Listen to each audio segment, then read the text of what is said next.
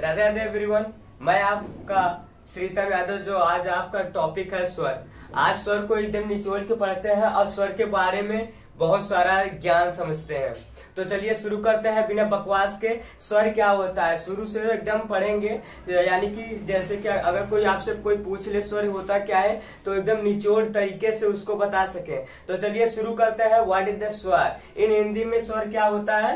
तो स्वर देखिए, वे वर्ण, स्वर एक वर्ण है, यानी कि स्वर एक वर्ण है। वर्ण दो भागों में बांटा गया है, स्वर और व्यंजन। तो पहले हम स्वर के बारे में आज बात करते हैं, फिर बाद में व्यंजन के बारे में बात करते हैं। तो पहला आता है स्वर। वे वर्ण जो स्वतंत्र रूप से बोले जाते हैं, वे वर्ण जो स्वतंत्र रूप से बोले जाते हैं, अर्थात जिन्हें बोलने में किसी दूसरे वर्ण की सहायता नहीं ली जाती। ऐसे वर्ण जो स्वतंत्र रूप से बोले जाते हैं, इसे नोट करिएगा।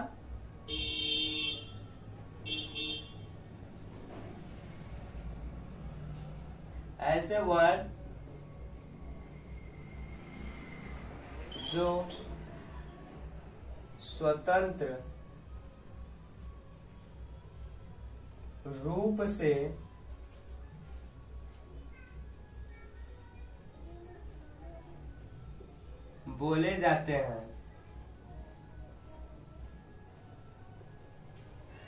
स्वतंत्र रूप से बोले जाते हैं, ऐसे वर्ण जो स्वतंत्र रूप से बोले जाते हैं, अर्थात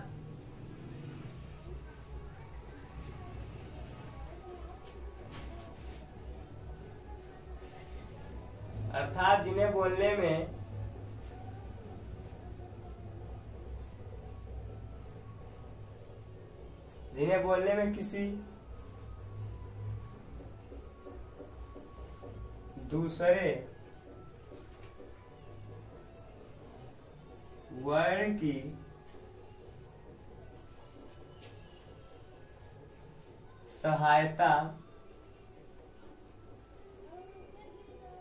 न ली जाए।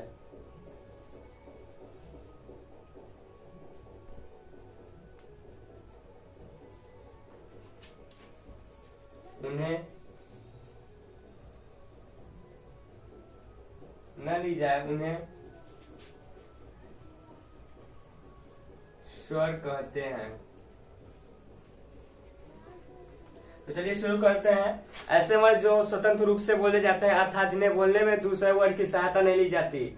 ऐसे वर्ण जो स्वतंत्र रूप से बोले जाते हैं, ऐसे वर्ण जो स्वतंत्र रूप से बोले जाते हैं, अर्थात जिन्हें बोलने में किसी दूसरे वर्ण की सहायता नहीं ली जाती। अब बात करते हैं स्वर जो है कितने प्रकार के होते हैं।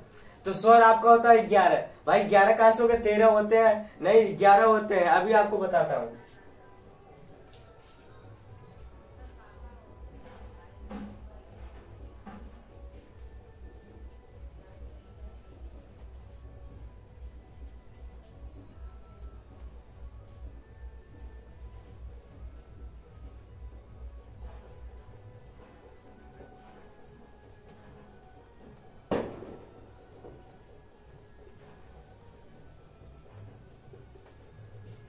तो यहाँ पे आपको 13 स्वर दिखाई दे रहे हैं, लेकिन स्वर कितने होते हैं? 11। तो चलिए शुरू करते हैं गिनना। कहाँ से भाई 11 कहाँ से हो गए? 1 2 3 4 5 6 7 8 9 10 11 12 13। भाई 13। लेकिन यहाँ पे जो दो आपको ये वर्ड दिखाई दे रहे हैं, ये ना ही स्वर है ना ही व्यंजन है। ध्यान रखिएगा, ये जो दो वर्ड आपको दिखाई दे रहे हैं, ये ना स्वर है ना व्यंजन है। ये आपका आता है आयोगवार। आयोगवार क्या होता है? वे वर्ड जो न स्वर हो न व्यंजन हो, वे वर्ड जो स्वर न हो या व्यंजन हो, उन्हें आयोगवाह कहते हैं। आयोगवाह कितने होते हैं भाई? आयोगवाह कितने होते हैं? आयोगवाह 3 प्रकार के होते हैं, अनुशासिक, अनुस्वार और विसर्ग। अनुस्वार क्या होता है? अनुस्वार जो होता है आपका अंग, यानी कि जो ऊपर बिंदी लगे, ऊपर किसी वर्ड के ऊपर बिंदी लगे, तब आपका अनुस्वार कहलाता है। अनुनासिक क्या होता है? अनुनासिक जो आपका चंद्र बिंदी लगता है, किसी वर्ण के ऊपर चंद्र बिंदी लगता है। अयोगवाह की बातें हो रही हैं। अयोगवाह कितने होते हैं? 3 अयोगवाह। ये रहा आपका अयोगवाह पहला, दूसरा, ये आपका तीसरा। अयोगवाह तीसरा विसर्ग हो गया। विसर्ग क्या होता है? लास्ट में बिंदी है, ऐसे लग के ऐसे बिंदी, जिसे कहते हैं लास्ट में जब जैसे कि छ म ऐसे जैसे लास्ट में लग जाए, ये हो गया। और इसमें जैसे चांद, तो ये अनुनासिक हो गया। और ये अनुस्वार अंग, अंग ये रहा आपका अयुग्मांग। यानी कि शुरू से पढ़ लिया जाए तो देखिए, स्वर क्या होता है? ऐसे वर्ण जो स्वतंत्र रूप से बोले जाते हैं, ऐसे वर्ण जो स्वतंत्र रूप से बोले जाते हैं, अर्थात जिन्हें बोलने में किसी दूसरे वर्ण की सहायता नहीं ली जाती, कि किन्हीं दूसरे वर्ण की सहायता नहीं ली जाए उन्हें स्वर कहते हैं। ये स्वर रहा। अब स्वर कितने होते हैं? स्वर भाई 11 होते हैं। स्वर कितने होते हैं? 11। ये आपके जो दो अंग और है, हमने बचपन में पढ़ता, जब छोटी क्लास में थे तो क्या पढ़ता था, एक 11 यानी कि जो स्वर होते हैं वो 13 कुल होते हैं। लेकिन जब आप बड़ी क्लास में जाएंगे तो आपको पता चलेगा स्वर 11, एक्चुअल में जो स्वर होते हैं 11 होते हैं। ये जो आपके दो है ये अयुग्मा है, ये न स्वर है ना ही व्यंजन है, ये ना स्वर है या ना व्यंजन है, इसीलिए इन्हें अयुग्मा बोला गया। अयुग्मा 3 प्रकार के होते हैं, पहला अनुस्वार, दूसरा अनुनासिक, तीसरा विसर्ग। तीसरा आपका विसर्ग हो गया। ये आपका ये। अब बात करते हैं स्वर कितने प्रकार के होते हैं। स्वर ये तो रहा आपका अयुग्मा कितने प्रकार के हैं। अब आज बात करते हैं स्वर कितने प्रकार के रहते हैं। तो ये शुरू करते हैं हर्ष स्वर। यानी कि स्वर कितने प्रकार के होते हैं? 3 प्रकार के होते हैं हर्ष स्वर। पहला आता है हर्ष स्वर, दूसरा आता है दीर्घ स्वर, तीसरा आता है प्लुत स्वर। पहले पढ़ते हैं हर्ष स्वर क्या होता है। देखिए हर्ष स्वर क्या होता है? जिन वर्णों के उच्चारण में एक मात्रा या एक मात्रे का समय लगता है, जिन वर्ण के उच्चारण में एक मात्रा का समय लगता है उन्हें हम हर्ष स्वर बोलते हैं। चलिए लिख देता हूं। पहला हर्ष स्वर कितने प्रकार के होते हैं? हर्ष और स्वर कितने प्रकार के होते हैं? स्वर आपके 3 प्रकार के होते हैं। स्वर 3 प्रकार के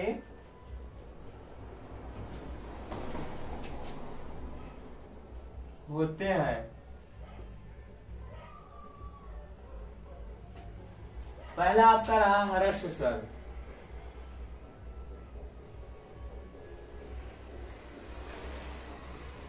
हर्ष स्वर क्या होता है? एक मात्रा का समय, एक मात्रा का समय, यानी कि यहाँ पे एक मात्रा का समय। ये जो हर्ष स्वर होता है आपका एक मात्रा का समय लेता है। उसके बाद आता है आपका दीर्घ स्वर।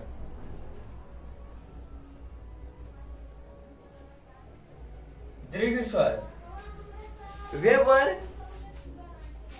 वर्ण जिन्हें बोलने में हर्ष स्वर से 2 गुना, वे वर्ण जिन्हें बोलने में हर्ष स्वर से 2 गुना समय लेता हो उन्हें दीर्घ स्वर कहते हैं। यानी कि यह बोल दिया जाए 2 मात्रा का समय, हर्ष स्वर से 2 गुना ज्यादा समय लेता है। ये हर्ष स्वर से दीर्घ स्वर जो है हर्ष स्वर से 2 गुना ज्यादा समय लेता है। और दीर्घ स्वर यानी कि 2 मात्रा से, यानी कि इसका जो समय होता है वो 2 मात्रा का होता है, 2 मात्रा का ये समय लेता है। और हर्ष स्वर से 2 गुना समय लेता है। हर्ष स्वर से 2 गुना समय लेता है। अब लास्ट आपका आता है प्लुत स्वर। प्लुत स्वर क्या होता है? जो वर्ण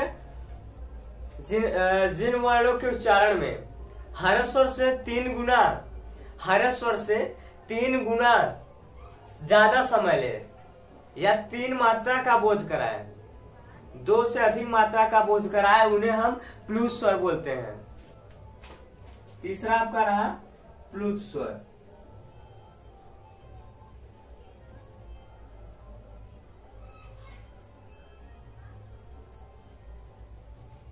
तीसरा आपका रहा प्लुत स्वर, यानी कि हर्ष स्वर से 3 गुना ज्यादा समय लेता है। अब बात करते हैं हर्ष स्वर कौन से होते हैं। भाई बात कर दिया एक मात्रा का, एक मात्रा क्या होता है, तो चलिए शुरू करते हैं। हर्ष स्वर होता क्या है एकदम डिटेल से समझते हैं। देखिए हर्ष स्वर जो आपका होता है एक मात्रा का समय लेता है। एक मात्रा का समय लेने का मतलब है कि ऐसा जो वर्ण हो सिर्फ एक मात्रा का समय ले, तो वो वर्ण वही होंगे, यानी कि जो यहाँ पे देखिए हर्ष स्वर के बारे में बात कर रहे हैं। हर्ष स्वर, हर्ष स्वर अ ई उ री, ये आपके रहे ह्रस्व स्वर। अब बात करते हैं दीर्घ स्वर, यानी कि देखिए इसमें ह्रस्व स्वर जो आपका है एक मात्रा का बस समय लिया है, एक मात्रा का समय यानी कि बस कुछ समय लिया, अ ई उ री, ऐसे यानी कि कुछ समय लिया है। अब बात करते हैं दीर्घ स्वर, यानी कि दूसरा दीर्घ स्वर क्या होता है? दीर्घ स्वर यानी कि ह्रस्व स्वर से 2 गुना ज्यादा समय लेता हुआ, ध्यान से सुनिएगा। दीर्घ स्वर क्या होता है? जो ह्रस्व स्वर से 2 गुना ज्यादा समय लेता है, यानी कि 2 मात्रा का ज्यादा समय लेता है। तो आइए देखते हैं 2 मात्रा क्या होता है। आ, बड़ी ई, बड़ा ऊ, ए, ऐ, ओ, औ। ये रहा है आपका दीर्घ स्वर, ये आपका रहा दीर्घ स्वर। अब बात करते हैं प्लुत स्वर। प्लुत स्वर क्या बोला? यानी कि ह्रस्व स्वर से 3 गुना ज्यादा समय ले रहा है, ह्रस्व स्वर से 3 गुना ज्यादा समय ले रहा है। तो ह्रस्व स्वर से 3 गुना ज्यादा समय वाली मात्रा को भी दिखाया जाए, यानी कि देखिए जब आप संस्कृत में आप रामायण वगैरह, रामायण में बहुत ज्यादा, रामायण में आपको ये प्लुत स्वर बहुत अधिक मात्रा में दिखेंगे। हर चैप्टर के पेज में हर पेज में पूरे प्लुत स्वर से ही भरे संस्कृत मिलेंगे, और इसका ज्यादा प्रयोग जो होता है वो संस्कृत में होता है। देखिए यहाँ पे लिख लिया राम, ये आपका जो ये रहा, यही राम, ये संस्कृत में इसका प्रयोग होता है ऐसे, राम राम राम। तो ये रहा है आपका स्वर पूरे तरीके से। यानी कि हमने क्या सीखा, शुरू से समझते हैं स्वर क्या होता है। वे वर्ड जो स्वतंत्र रूप से बोले जाते हैं, वे वर्ड जो स्वतंत्र रूप से बोले जाते हैं, अर्थात जिन्हें बोलने में किसी दूसरे वर्ड की सहायता नहीं ली जाती, किन्हीं दूसरे वर्ड की सहायता नहीं ली जाती, उन्हें हम क्या बोलते हैं? स्वर। स्वर कितने प्रकार के होते हैं? 11 होते हैं। तो भाई 13 थे तो 2 कहाँ गए? 2 आपके अयोगवाह हो गए, 2 आपके अयोगवाह हो गए, जिन्हें बोला गया है अयोगवाह। अयोगवाह क्या होते हैं? जो न स्वर होते हैं न व्यंजन होते हैं, जो न स्वर होते हैं न व्यंजन होते हैं, यानी कि अंग और अह, ये न स्वर होते हैं न व्यंजन, तो इन्हें अयोगवाह बोला गया। तो और अनुस्वर क्या होगा? अनुस्वार। अनुस्वार यानी कि जो ऊपर बिंदी बस लगे।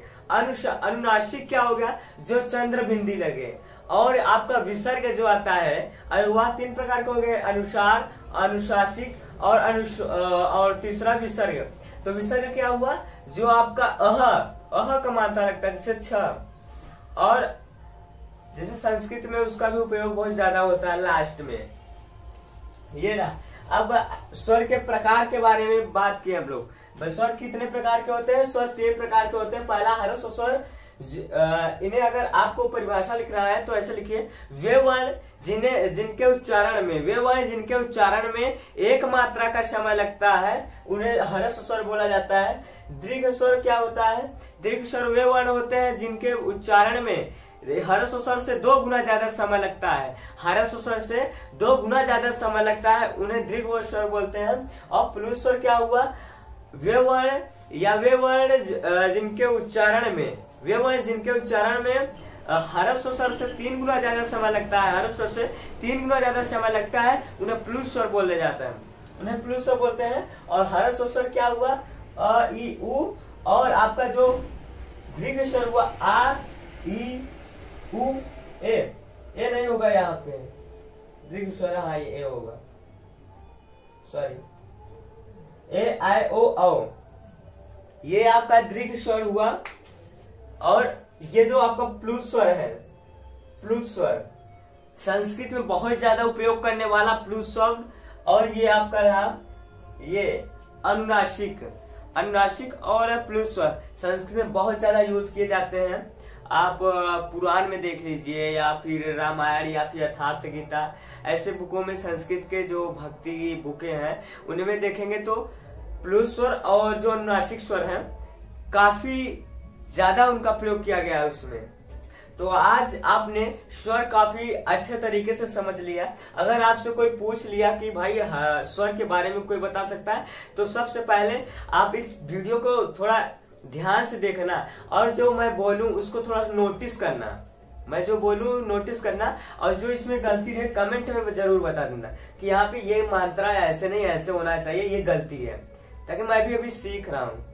तो ये आपका रहा स्वर। ऐसे वीडियो पाने के लिए मुझे सब्सक्राइब करें।